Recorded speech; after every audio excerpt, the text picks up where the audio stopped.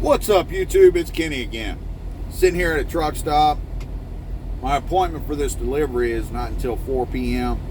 and I'm only about an hour away, so I got some time to kill.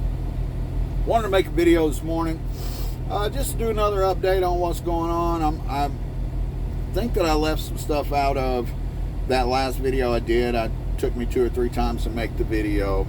And I wanted to talk a little bit about something that's going on for me with Bitcoin and the coins in general. So before we get started, I am not a financial advisor. I'm just a truck driver driving across the country, researching and trading stocks and saving and investing. And I will not be held responsible for any moves you make in the stock market, not ever. I am not your mama, all right? Do your own research, make your own decisions, and take responsibility for those decisions. If you're new to the channel, you're just finding us, hit that subscribe button for me. Help us grow the channel. Like the video, leave me a comment down below, talk some shit about what I'm doing, tell me what you're doing, whatever you want to say, and consider supporting the channel by joining the Patreon. It's down in the description below.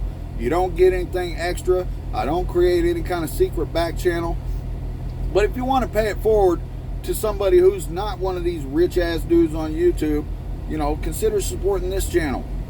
Help me build a retirement. Contribute to our YouTube portfolio. So anyway, so I want to talk about this little thing. So years and years ago, it might have been, hell, it might have been 2013. I mean, a long time ago. There used to be this site called CoinPro. It's QOINPro.com or whatever. And what that site did was you would sign up for it and it would start trickling all of these different coins. Bitcoin, Ethereum, Litecoin, all these different coins would start slowly trickling minuscule amounts into your account, right? And the more people that you got to sign up through your link, the more the coins, the faster the coins would trickle into your account.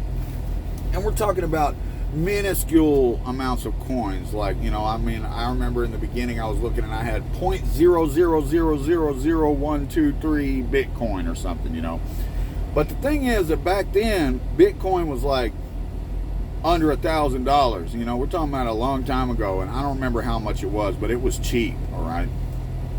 And, you know, a lot of other coins were trickling in there too. So anyway, you know, I would look at it periodically over the years, and then it came a point a couple years ago where I couldn't get into the account anymore, and I couldn't get them to send me a reset link. And then I got them to send me a reset link. And then the site went down again. And it was when I started messing around with Bitcoin here recently, I tried to look at the account again, and the site was completely down. And I figured, well, I guess they just crumbled and went out of business or whatever. Well, so yesterday I went and I looked back again, and they've gotten the website somewhat back running. And apparently, according to them, during COVID, a bunch of technical issues happened. Who knows what the truth of it is, but it says on the site now that you can request to have all of your balances converted to LTC and withdraw them into a wallet or whatever. So I couldn't find that link to do that, so I ended up sending them a message. They said you could just request to have it done, so I sent them an email requesting to have it withdrawn to my Mycelium wallet, which there's nothing in it. So we're going to see what happens with that. I'm very interested to see, like, when they convert all of those little crappy coins and everything, they convert all of that into one coin and deposit it in there, what it amounts to. You know, maybe it's $5, maybe it's $1,000, who knows? I have no idea. You can't even view your balances where it's at right now. But don't bother going over there and trying to do something, because they are not maintaining people's stuff anymore. They're in a phase right now where they're just kind of trying to pay everybody off and get out.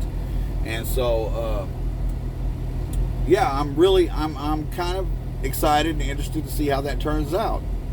Even if it's only 20 bucks, it's still 20 bucks. And it gets me into the position where I now actually have a Bitcoin wallet with something in it.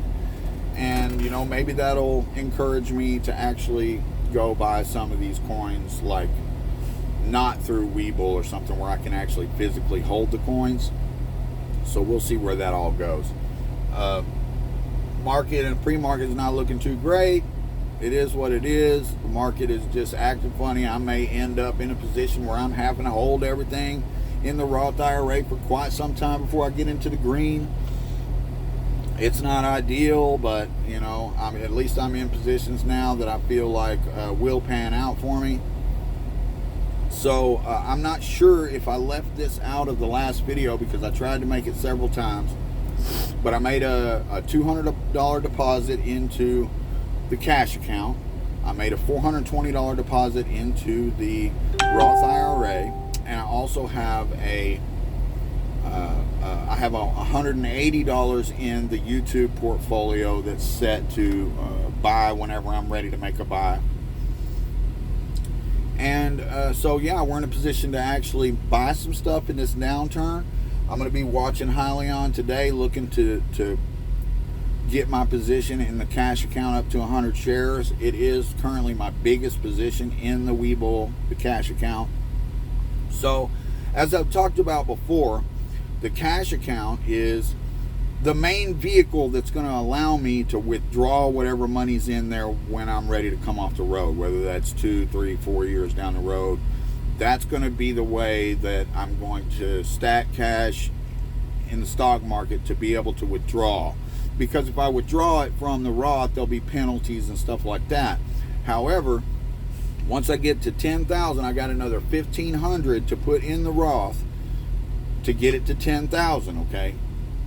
So that 10,000, I can withdraw my 10,000 anytime I want. But at any rate, a Roth IRA allows you to withdraw 10,000 for a down payment on a house. So that's part of the reason I want to get it to 10,000 and then work from there. And then we're going to be starting a new Roth IRA.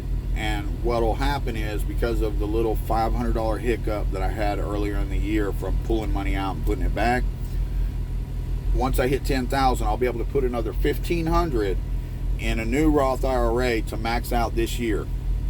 All right. At that point, like after the end of this year, I'm going to start trying to track things from January 1st to January 1st. All right. It's just going to make it easier. July 21st is a hard number to remember. I mean, a hard date to remember. January 1st is easy. So once we get through the end of this year, I'm going to kind of start fresh with tracking everything. And I believe the strategy that I've settled on is that, you know, we're going to hit 10,000 in the Roth. Then I'm going to open a new Roth. I'm going to max that out for this year. All right. And then I'm going to really start focusing in on this cash account, because like I said, it's the vehicle that's going to allow me to withdraw a big chunk of money in a few years to come off the road, all right, or get my teeth fixed, whatever I decide to do with that money. That's the one that I'm going to be able to withdraw money from and pay taxes on it and whatever. So I'm going to start focusing in on that. And I think what I'm going to do with the new Roth moving forward, beginning in January, is that I'm going to spread those deposits out in that account a little bit more throughout the year. With this other Roth, since I started it, I was just jamming money in it, trying to hurry up and get it maxed out and then start focusing on the cash account.